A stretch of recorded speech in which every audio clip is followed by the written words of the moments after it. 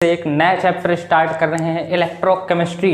ठीक है बच्चों, तो आप लोग पढ़िएगा, बहुत मन लगा के पढ़िएगा एकदम। इस बार बोर्ड में अच्छा रैंक सबको हासिल करना है। और चलिए स्टार्ट करते हैं आज का ये चैप्टर इलेक्ट्रोकेमिस्ट्री। और इलेक्ट्रोकेमिस्ट्री स्टार्ट करने से पहले सबसे पहले आप सभी लोग अपने एक पेन और अपनी एक कॉपी लेकर बैठ जाइए, क्योंकि लेक्चर को एंड तक देखना है और बहुत अच्छा लेक्चर जाने वाला है। इसलिए आप सभी लोग बढ़िया मन लगा के एकदम से पढ़िएगा। तो चलिए स्टार्ट करते हैं इलेक्ट्रोकेमिस्ट्री। देखो, इलेक्ट्रोकेमिस्ट्री में सबसे पहले हमको एक सेल के बारे में डिस्कस करना है, electrochemical cell.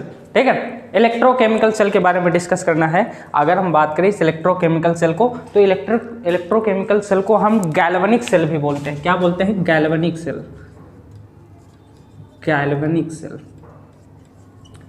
Galvanic cell, voltaic cell. और इसका एक बहुत अच्छा सा एग्जाम्पल है, इसका बहुत अच्छा सा एग्जाम्पल जिसको डैनियल सेल के नाम से जानते हैं। आप लोगों ने सुना होगा डैनियल सेल। कौन सा सेल? इसका एक एग्जाम्पल है डैनियल सेल। ठीक है, तो ये आप लोगों को याद रखना है कि जो गैल्वेनिक सेल और वोल्टाइक सेल होता है वो इलेक्ट्रोकेमिकल सेल के नाम से भी उसको जानते हैं। ठीक है, चलिए स्टार्ट करते हैं। चलो ठीक है, देखो ये हमारे पास क्या है, दो कंपार्टमेंट हैं, एक ये है और एक ये है। अब एक में देखो इधर वाले में क्या है, 1 मोलर ZnSO4 है, और इधर वाले में क्या है, दो कंपार्टमेंट में, ध्यान देना, इधर वाले में 1 मोलर CuSO4 है। दिखाई दे रहा है ना सबको? दो कंपार्टमेंट में, दो कंपार्टमेंट में, एक में ZnSO4 है, दूसरे में CuSO4 है। तो देखो, जिसमें ZnSO4 वाला है उसमें जिंक की रॉड है, और जिसमें कॉपर वाला है उसमें कॉपर की रॉड है। इतनी बात समझ में आई? अब देखो यहाँ पर ये स्विच लगी हुई है, यहाँ पर ये स्विच लगी हुई है। अब यहाँ पर देखो, ये स्विच को हम जैसे ऑन करेंगे इस सेल में, जैसे ही हम स्विच को ऑन करेंगे तो कुछ कुछ होता है। ठीक, कुछ कुछ होता है। क्या होता है? देखो, हम यहाँ पर लगे हुए स्विच को ऑन करेंगे, जैसे ही ऑन किया तो यहाँ पर एनोड पर, एट एनोड, ध्यान देना, लेफ्ट साइड में एनोड होता है और राइट साइड में कैथोड होता है। ध्यान देना इस बात को, लेफ्ट साइड में एनोड और राइट साइड में कैथोड। तो यहाँ पर जैसे हम स्विच को ऑन करेंगे तो एनोड पर क्या होगा, एनोड मतलब जिंक पर, जिंक पर क्या होगा, इलेक्ट्रॉन निकलना शुरू हो जाएंगे। क्या निकलना? इलेक्ट्रॉन निकलना। मतलब यहाँ से एक क्वेश्चन बन रहा है कि जैसे हम स्विच को सेल में ऑन करेंगे तो इलेक्ट्रॉन निकलना शुरू हो जाएंगे। इलेक्ट्रॉन किधर से निकलेंगे? एक क्वेश्चन ये भी है कि इलेक्ट्रॉन का फ्लो किधर से किधर होगा, तो जिंक से निकलेंगे इलेक्ट्रॉन ना, मतलब एनोड से निकलना स्टार्ट होंगे। सबसे पहला क्वेश्चन, फ्लो ऑफ इलेक्ट्रॉन, जैसे हम यहाँ पर लिख सकते हैं कि फ्लो ऑफ इलेक्ट्रॉन किधर से किधर को, एनोड से कैथोड की तरफ। ठीक, मतलब यहाँ से इलेक्ट्रॉन निकलना स्टार्ट हो गए। ठीक, यहाँ से इलेक्ट्रॉन निकलना स्टार्ट हो गए। ये हमारे सारे माइनस माइनस हो जाएंगे, और ये वाली हमारे प्लस की रॉड हो जाएगी। ठीक, तो जैसे स्विच को ऑन किया, फ्लो ऑफ इलेक्ट्रॉन किधर से, जिंक से निकले कॉपर की तरफ गए, मतलब एनोड से निकले कैथोड की तरफ गए। तो यहाँ पर कैथोड, एनोड पर क्या होगा, Zn2+ में कन्वर्ट हो जाएगा और इलेक्ट्रॉन निकलेंगे। क्लियर? ये इतनी क्रिया, इतना रिएक्शन कहाँ पे होगा, एनोड पर होगा।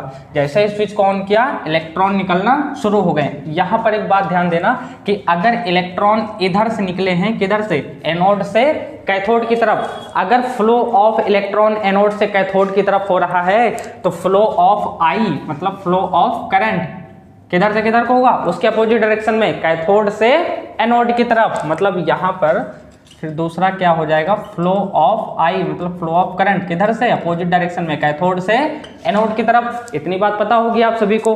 ठीक है, कि अगर इलेक्ट्रॉन का फ्लो एनोड से कैथोड की तरफ हो रहा है तो करंट का फ्लो किधर से किधर को होगा, कैथोड से एनोड की तरफ होगा। ठीक है, आप देखो अगर एनोड पर ये हो रहा है तो कैथोड पर क्या होगा। चलो देखो, एट कैथोड, एट कैथोड,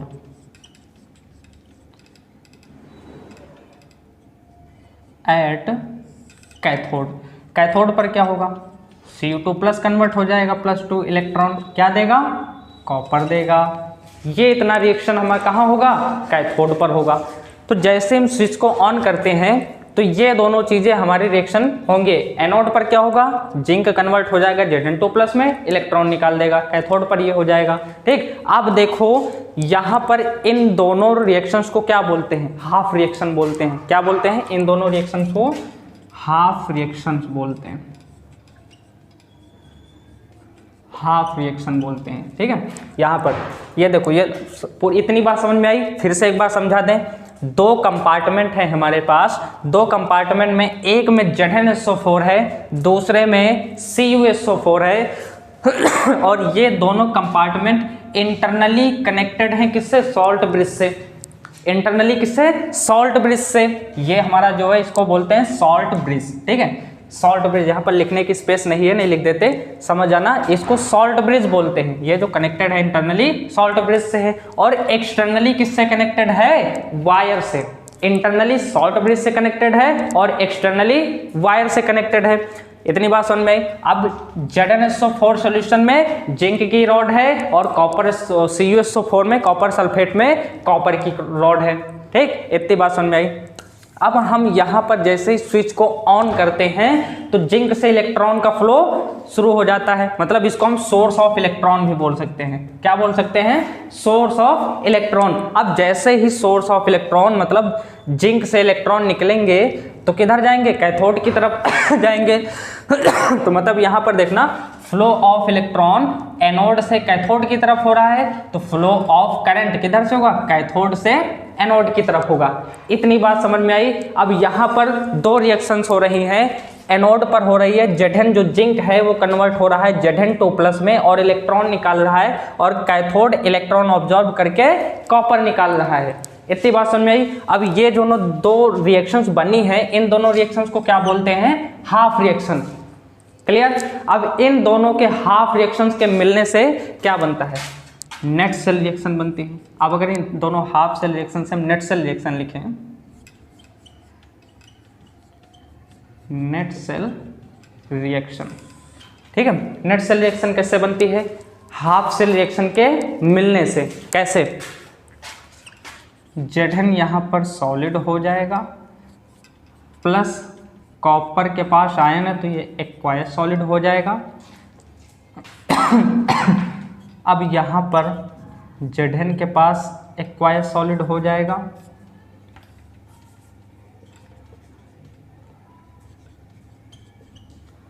तो कॉपर के पास सॉलिड हो जाएगा।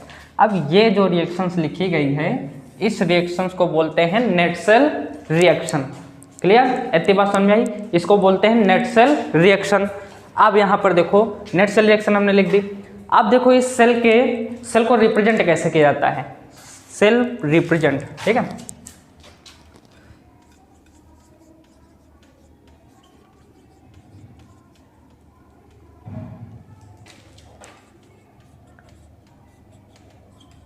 सेल रिप्रेजेंटेशन, ठीक है। सेल का रिप्रेजेंटेशन कैसे किया जाता है, बहुत अच्छे से समझ में आ रहा है, एकदम बढ़िया से।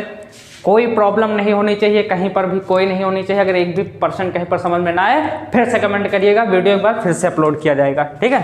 तो देखो सेल को रिप्रेजेंट कैसे करते हैं। सबसे पहले दो डंडे खींचो, दो डंडों को क्या बोलते हैं, सॉल्ट ब्रिज, जो मैंने यहाँ पर बताया था, क्या बोलते हैं, सॉल्ट ब्रिज, ठीक है। चलो स्टार्ट करते हैं।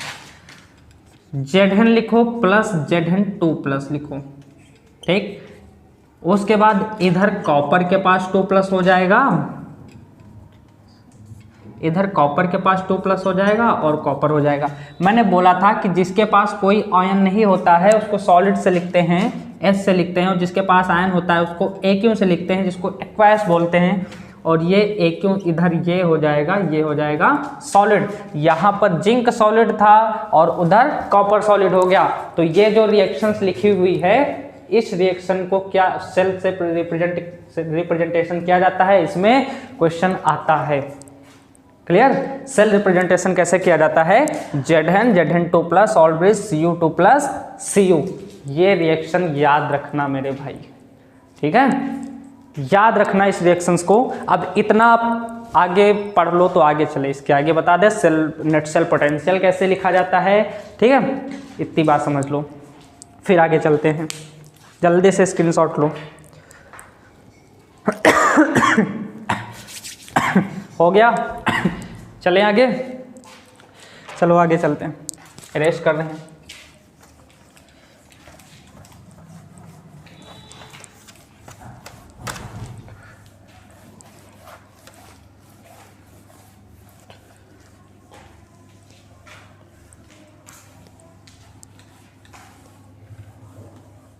रेस किए दे रहे हैं सेल को।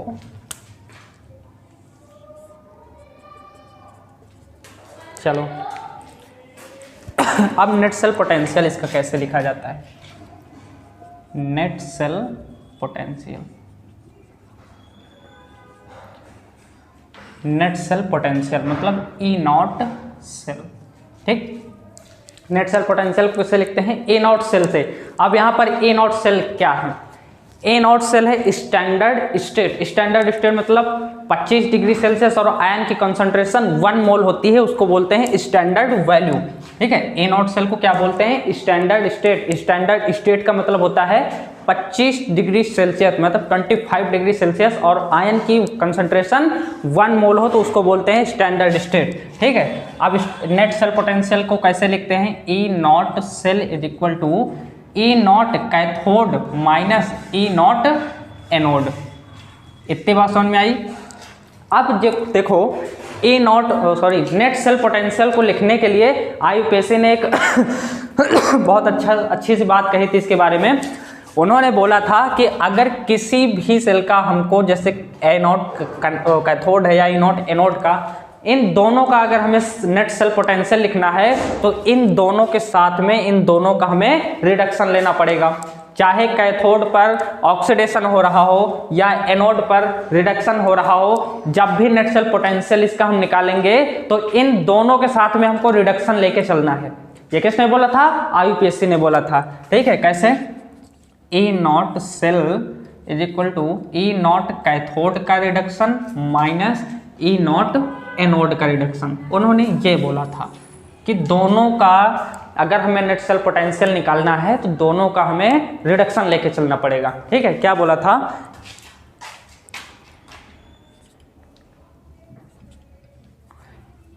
लिखे दे रहे हैं standard electrode potential is taken as standard reduction potential, ठीक। ये बात किसने बोली थी, आईयूपीएससी ने। क्या बोला था, standard electrode potential is taken as standard reduction potential मतलब हमको ई नॉट का कैथोड भी रिडक्शन लेना है, एनोड का भी रिडक्शन लेना है, तो हमें नेट सेल पोटेंशियल मिल जाएगा, ठीक है। अब हम चलते हैं सेल पर, ठीक है। सेल पे देखो, जब यहाँ से सोर्स ऑफ इलेक्ट्रॉन है, यहाँ से इलेक्ट्रॉन निकलना प्रारंभ हुए, इधर से इलेक्ट्रॉन उधर को गए तो उधर से करंट इधर को हुई, तो एक प्रकार से इसमें केमिकल रिएक्शन हो रही है केमिकल रिएक्शन हो रही है। अब देखो ये जो केमिकल रिएक्शन हो रही है इसमें ये किस में कन्वर्ट हो रही है, केमिकल एनर्जी में कन्वर्ट हो रही है। ध्यान देना इस बात को, इलेक्ट्रॉन इधर से उधर गए एनोड से कैथोड की तरफ, तो इसमें केमिकल रिएक्शन हो रही है और ये केमिकल रिएक्शन कन्वर्ट हो रही है केमिकल एनर्जी में, और वो जो केमिकल एनर्जी है वो कन्वर्ट होगी किस में, उधर से करंट आ रहा है ना, तो वो किस में कन्वर्ट हो रही है, इलेक्ट्रिकल एनर्जी में। इतनी बात समझ में आई। तो ये जो इलेक्ट्रोकेमिकल सेल होता है या गैल्वेनिक वोल्टाइक सेल होता है, ये सॉरी केमिकल एनर्जी को इलेक्ट्रिकल एनर्जी में कन्वर्ट करता है। इतनी बात समझ में आई। अब मैं एक बात इसके बारे में और बोल दूं, डेनियल सेल इसका सबसे बढ़िया एग्जांपल है। और डेनियल सेल के बारे में एक बात आपको बोल दूं कि डेनियल सेल से अलग अलग पोटेंशियल पता नहीं चलता है, डेनियल सेल से पोटेंशियल डिफरेंस का पता चलता है, ठीक है। ये बात याद रखना कि डेनियल सेल से अलग अलग पोटेंशियल पता नहीं चलता है, पोटेंशियल डिफरेंस का पता चलता है। क्यों? क्योंकि ये केमिकल एनर्जी को कन्वर्ट करता है किसमें, इलेक्ट्रिकल एनर्जी में। क्लियर। तो ये इतनी सारी बातें हमने पढ़ ली सेल के इंटरनल स्ट्रक्चर के बारे में। ठीक है, एक्सटर्नल पढ़ लिया। आप चलेंगे आगे एक नए लेक्चर में इसके बारे में डिस्कस करेंगे बहुत अच्छे से। तो ये जो लेक्चर आज मैंने पढ़ा है इसको बहुत अच्छे से डीपली से देखिएगा। तो फिर मिलेंगे कल एक नए लेक्चर के साथ। तब तक के लिए बहुत बहुत धन्यवाद। आप सभी लोग ऐसे सपोर्ट करते रहिएगा। हम फिर कल एक वीडियो लेकर आएंगे।